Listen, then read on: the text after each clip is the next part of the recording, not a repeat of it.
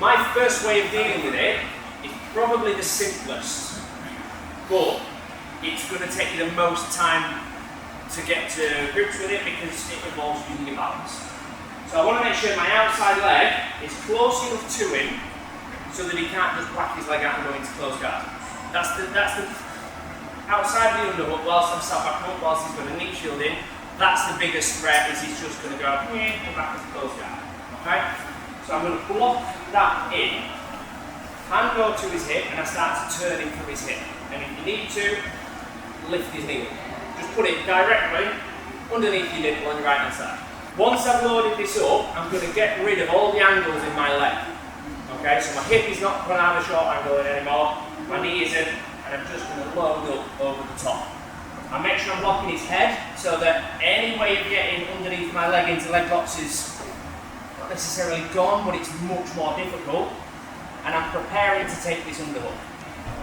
Okay, but I'm just going to stay here, and I'm going to put my weight on him until he starts to fight. And when he starts to fight, turn my hip, that's going to catch out, I'll catch my underhook, and now step up with my knee. So it comes right up into his armpit.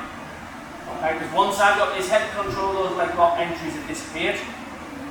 And then to make it worse, once I've got this grip, I go underneath this shoulder blade and put my weight on it.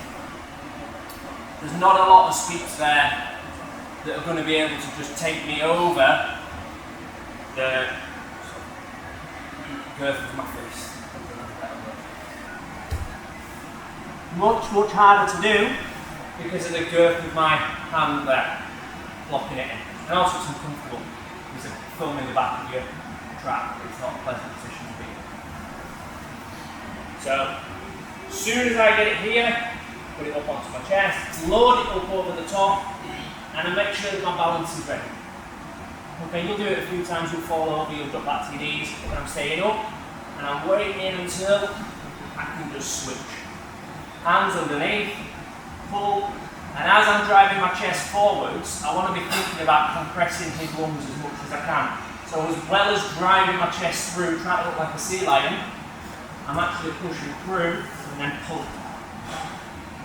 Not much effort for me, I've got some good strong muscles pulling in there, and he's underneath not able to breathe properly. Okay?